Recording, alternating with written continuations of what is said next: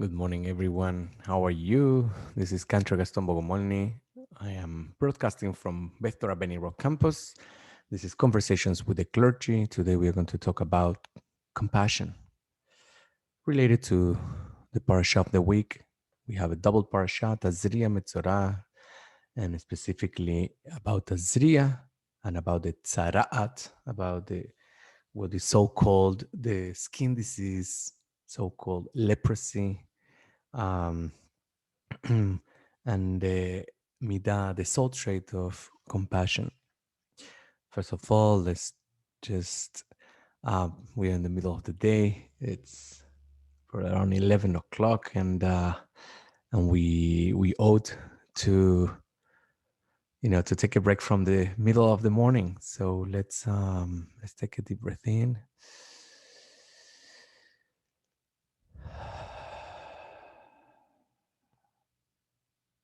Take a deep breath in.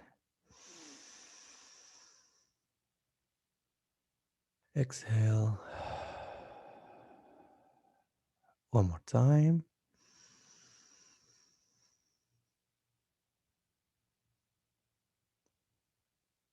And exhale.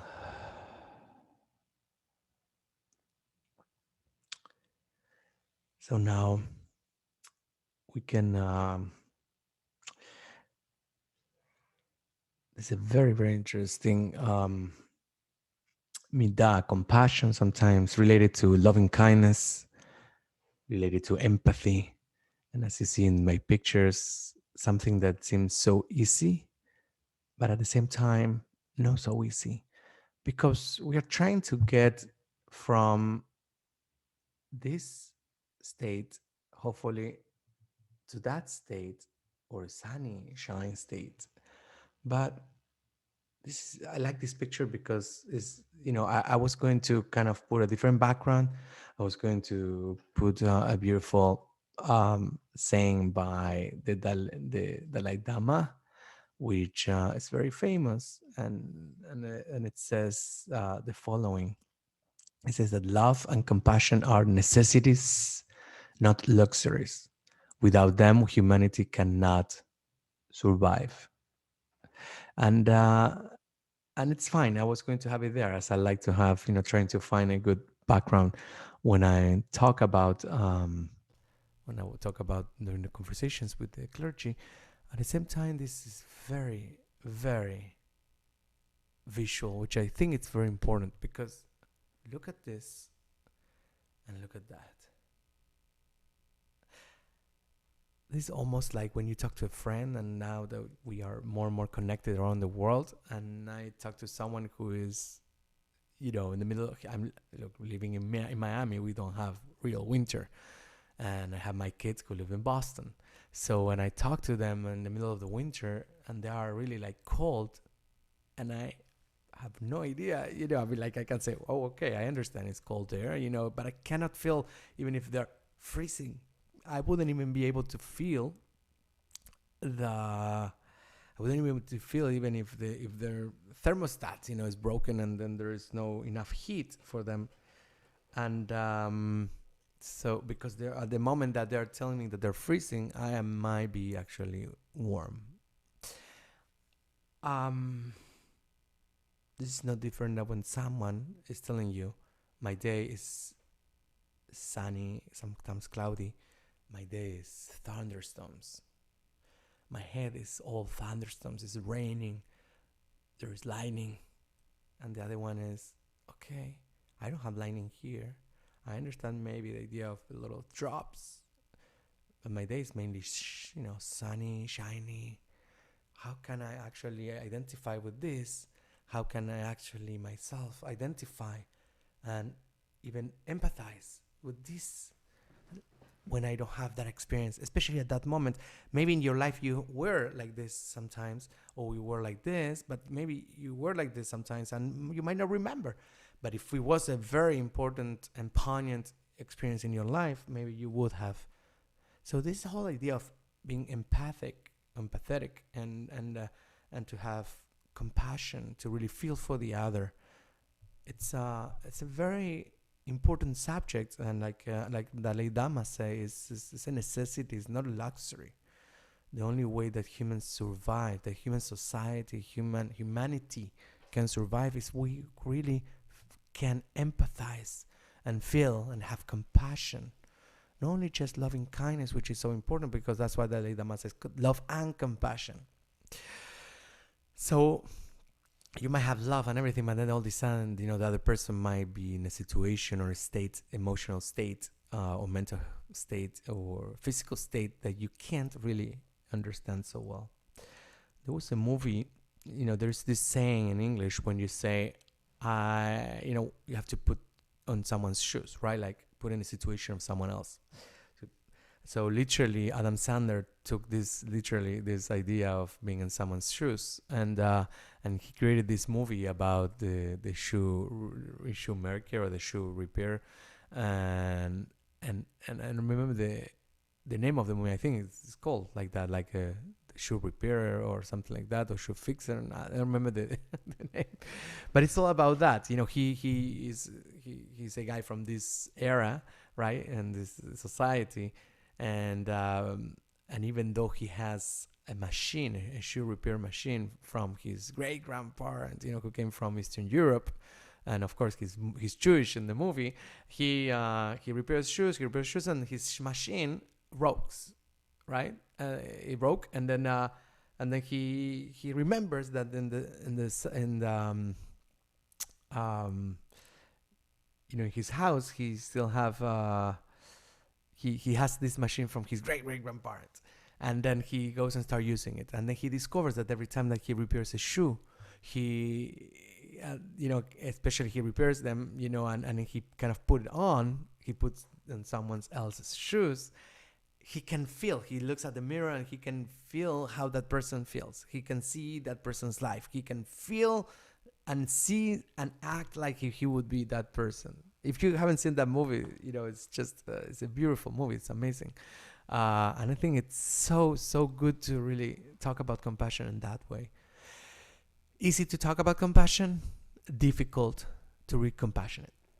And I want to reflect a little on that, based also on the book that I've been talking for all this probably part of the half part of the year, which is the Musar Torah commentary. And as I'm studying Musar, and taking these courses, I've been working on myself and on my soul traits a lot, and we work every 2 weeks. This is something that I'm not the only one can do it, and you don't have to be a cantor, to do it. You can really go, to the Musar Institute and look for the courses that I have there for beginners, intermediate, or advanced, depends where you are. And I encourage you, even if you don't want to do the courses, at least, I encourage you to buy even any book from the Musar Institute. For example, a very famous one is Everyday Holiness. Let's see if you can see it there. There you go. Yes, this book. Sorry. Okay, which is by Alan Morinis, who is the founder of the Musar Institute. So, and you can read it, and it's not a book to read. These books are for exercising. There's books so that you understand. Every day you can work something. You journal. You do a lot of journal. You do some practices. There are some everyday things to do, and that's why I like to share with you all. So Rabbi Lisa Grushko, I just don't know how to pronounce it well. She writes about Tazria, and she shares that she sees in Tazria something to work on the soul trait, on the midah of mercy or compassion, called Rachamim. And that's so she shares a story of once that she was visiting a congregant, and the congregant was in the hospital, right? And then a resident, came into the room, sees the chart, and then he suggests, because they haven't had like a real diagnosis, the resident suggested that her illness was in her head. Then he moved into the next room. So Rabbi Lisa, shares, like in essence, the resident saw my congregant's file, but he did not see her. So that's kind of like that's kind of what's happening right here. And then she compares this with the story of Tazria. So she quotes from Leviticus 13:3, which is when a person who will have the skin disease, the tzara'at, will come to the priest, and then the explanation of the Torah is what is the task of the priest is, as to really approach, and how to detect and diagnose. So this is the quote from the Torah. The priest shall examine the affection on the skin of the body. If hair in the affected patch has turned white, and the affection appears to be deeper than the skin of the body, it is a leprous affection. When the priest sees, he shall pronounce the person impure. So there's a big connection here, right? That's what she was mentioning, that we cannot catch sometimes when we read the text, because as we have to have compassion for others and be able to look not only look at the chart of someone's, right? To look at the outside of someone, how it appears, how it seems to be, even if something that seems to bother us, about that person, anything that has to be about her personality or his personality, what he's trying to really approach here and what's trying to teach us is that in order to have compassion and empathy, you have to go beyond that. Interesting that in order to go beyond that, you need to have something we talked last week, which is patience. It's easy to go and diagnose, say, oh, this person is like this, like this, like that. We love to, kind of like define a person, by the external qualities. Lisa says that we usually do this because of we are in a rush, and but we want to diagnose, define, and then move on. Okay, right? Kind of like a little scanning, and then okay, and that's it. But we know very well that it requires, a lot of patience to really know someone and to understand someone's pain. Can you imagine you go to a therapist and the therapist, just diagnose you in 1 second, says you have this, and then you go, instead of really having like at least 10 sessions minimum or maximum, and understand and let the person talk and see if you can get to know that person better, to understand that person a little more. Sometimes we're on the rush and then a chick-chack, and then we just have a template. Okay, that person, and that's something that it's important to understand, because we are all unique. And even if science has told us that this is kind of like this, like this, like that, like this, like that, it is true. Behavior, in humanity, can be similar. However, that doesn't mean that you get to know the person. If you want to know or to get to know the person, you need to get a little deeper, hopefully deeper, and get into that person's soul to understand that person and to get to know that person. So here's what it seems to be suggesting here, that if we look really, really closely, that the word see, that you shall see, to look, to see, right? In this quote from the Parasha is presented twice. So it says the priest shall examine the affection, right? And when it says, in Hebrew it says Verra'a hakohen et hanega, right? Verra'a comes from re'eh, from lirot, from to see, and then at the end it says Verra'ahu hakohen. Now the first ra'a is this examination, kind of like, right? The priest shall examine is kind of like the first translation of ra'a. Although, to examine, you need to see. And the second time it says Verra'ahu hakohen vetimeoto, right? And so this actually the word see is 3 times here. Verra'a, mar'e is like it seems that, right? um, and or appears, like when you see something appears, the mar'e. And then specifically it says verra'a betime oto. So it would define whether pronounce, this person is impure or is pure. So the suggestion of Rabbi Grashko, is that when it says that the priest first it reacts like a doctor who examines you, and identifies something that is in the external, right? That's the first to see. This is the first time that he sees it. He says, okay, this is the microphone. This looks like that. Okay. Now the second one is I'm going to take this out and I'm going to really see what is really inside. So it's seeing the person in two different aspects. So she brings a quote here that I thought actually was worth to share, because this is the following. This is a quote from Rabbi Israel Joshua Trunk of Kutno from 1820. I mean, he was born in 1820, so the middle of 1800s. And he writes the following. It seems that there is a hint here that when one checks a person, one must not see only what they lack in the place of the affliction. Rather, one must see them in their entirety. You have to see the whole thing, including their elevated qualities. And so he writes now something maybe out of the blue, but let's see what he tries to say. And so Balak said to Bilam. Remember the story of the king Balak hires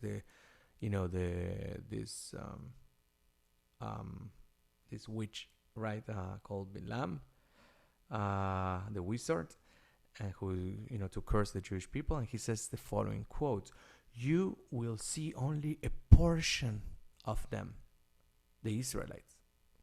You will not see all of them, and damned them, cursed them for me from there." And this is from the book of Numbers, if you remember the story of Balak. Therefore, the priest will see the affliction, will examine it, right, first. And after that, the priest will see now the person. What's going on? First, we'll see this shape, right? The shape of this person. I have no idea what's going on inside. That's the big thing. That's the big thing even in mental health, right?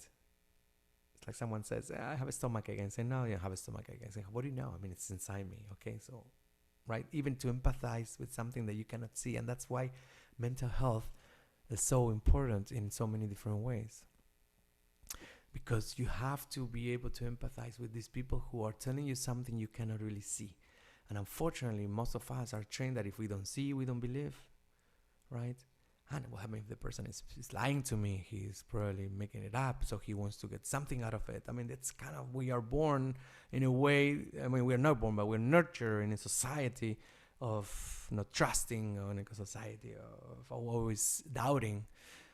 So the priest shall see this first, whatever he sees, right? And the outside, external, and then has to go and try to get this heaviness that is inside, that is affecting even the soul and the heart, and then probably and causing other of this of these physical reactions or affections.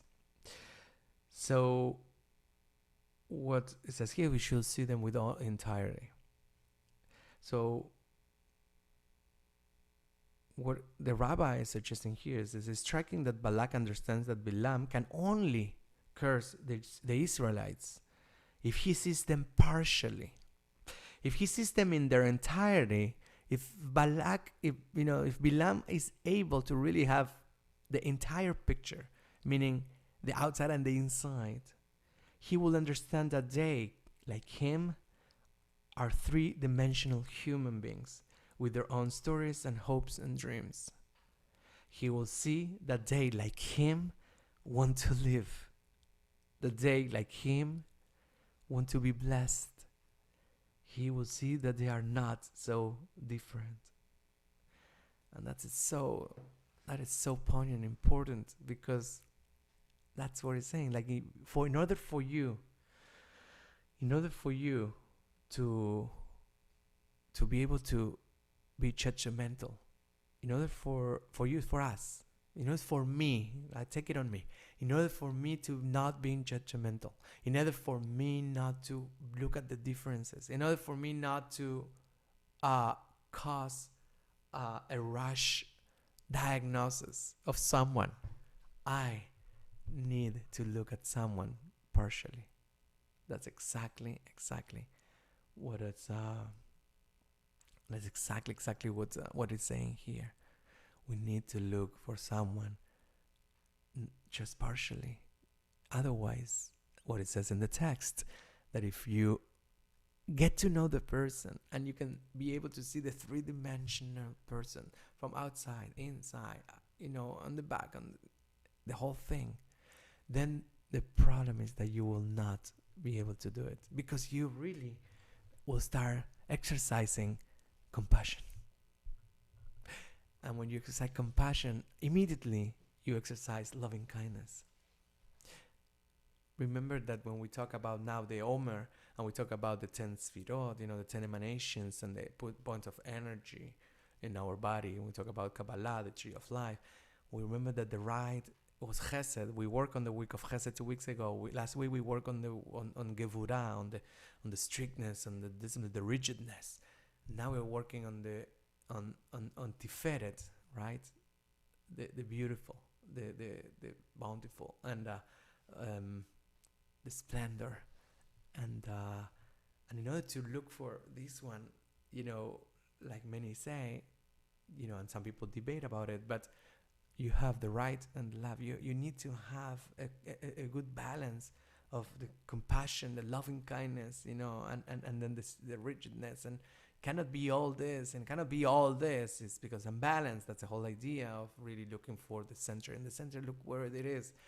It's in the heart, right? That's where it is. That's where you feel a lot of the emotions. But if you can really find, a good balance here, you'll live probably as a beautiful person. You live with beautifulness, with beauty, and that's mainly what it's trying to say here. So compassion is it's not easy sometimes. We understand sometimes that the word rachamim comes from rechem. Rechem is the womb, right? The mother.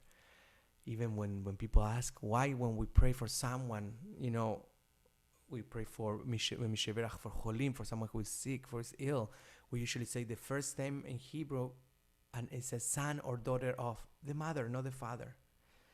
The reason is that there is a belief that rechem, which is the womb, and has the same similarity with the idea of rachem, of rachamim, of compassion. There is something there that will allow, God to have that, that quality of compassion into the person who is sick. So there's a lot about, really, I love reading about compassion, and it's not easy. I understand that it's not easy to be in someone's shoes, but if we exercise first savlanut, what we talked last week, patience, if we exercise the ability to listen to the person, to be able to listen. You see when the doctor, gives you, like, is testing you, like, and listening to the heart, right? So it's trying to listen carefully. And if he doesn't listen, cannot give you really like a diagnosis of that. So it has to go deeper on that. So it's not like, okay, the heart is okay. No, it goes and listen carefully. And that's part of the exercise we need to do when we try to have compassion. Patience, being able to listen attentively. We need to be able to listen. It's a lot about listening, right? Listening to answer. And this is all related to patience, as we talked last week. So to have compassion, before you give a diagnosis, before you just jump into conclusions.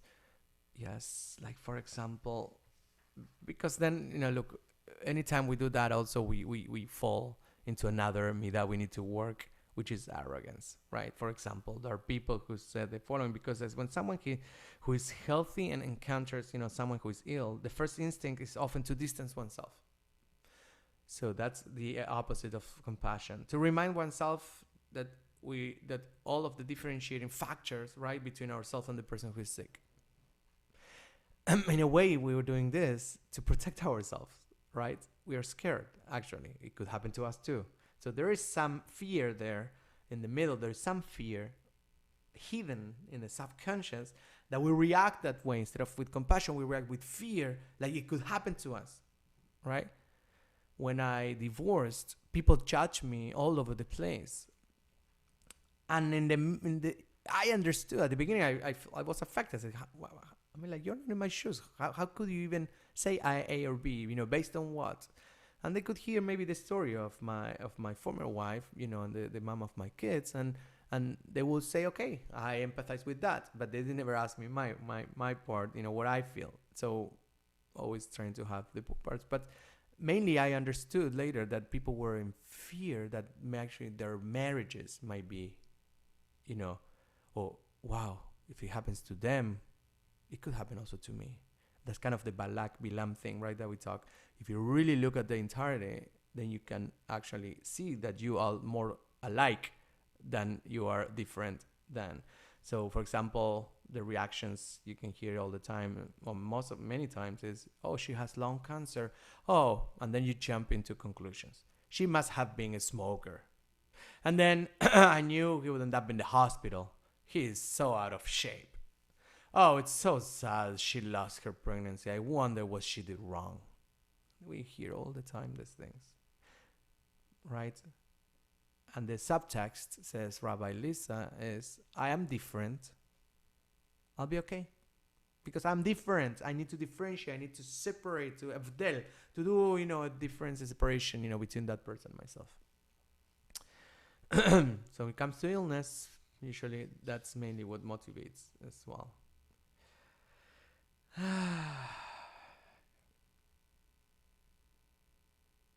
So I would like to ask some questions that are written in this book. I think it's a good exercise for you, not to just to listen to me, but also to exercise. So if you have a pen and a pencil or a piece of paper, or you have a journal, a piece of napkin, anything that you have, or if you want to have it on your mind. So I ask you, says, what are the situations in which you notice that you have the least compassion? What are the situations in which you notice that you have the least compassion? Are there qualities in yourself from which you are trying to gain distance in these encounters?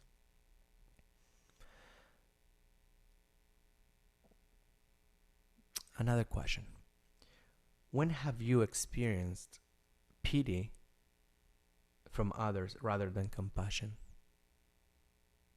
And how might you use this experienced knowledge to approach others with compassion rather than pity? Remember, when you have pity, you're really falling into arrogance. You think you're better. So you have pity. Oh, for them. Oh, look at That's different than compassion, which is total empathy. So here's the practice suggested in the book. Identify an encounter in which you saw someone with the eyes of judgment and distanced yourself from the person. So any situation in your life, and challenge yourself to identify how much you have in common with this person. That's a challenge. Now try to use people first language. What does it mean? Right? You identify people as having an illness or disability, rather than being defined by it. This is very well used, like in the word of autism. It says this is a person with autism. This is an individual with autism. It's not autistic child, right? It's not an autistic person. So there's, even if there are some debates about people's first language versus identity first language, you know, and you might have like, okay, maybe he doesn't want to be called like that. Maybe he doesn't like to be referred like that. Then you just ask the person. You always ask the person how they would like or they want to be referred to, right? And then think through for your own identity. So, in essence, I think we have a good exercise to work on. Remember that a good exercise to really look at the world with compassion is to look like everything is light from God. And it's not sometimes so what you think it is and how you see with the first look of the priest, the diagnosis, right? That's what gets us into judgment, judgment, misjudgment, and then gossiping and believing that we are better than others, and we are so wrong. We are so wrong. Just look around. Look around with the eyes of three-dimension entirety.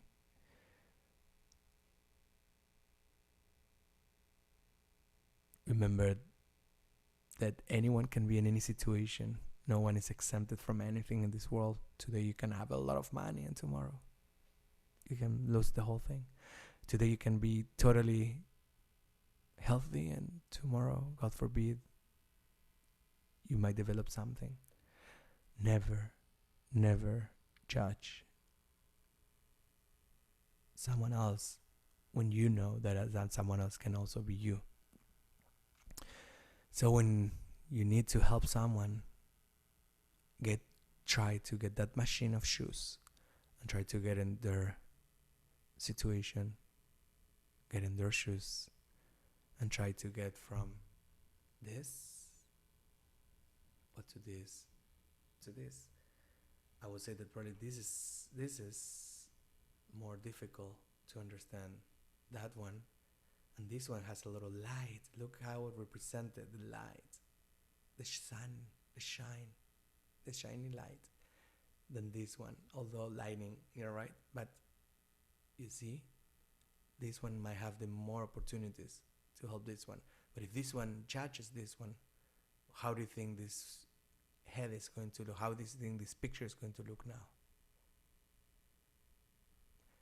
It might be a flood. And then you have to remove a lot of water. And you might not even be there to help remove the water. And if this person is cloudy and this person is flooded, this person might be reacting towards others. And then you ask why these shooters and why these things happen in the world. It's because people are like this. And they probably confronted many people like this. And they never were helped, understood, and they probably were judged and diagnosed on a rush.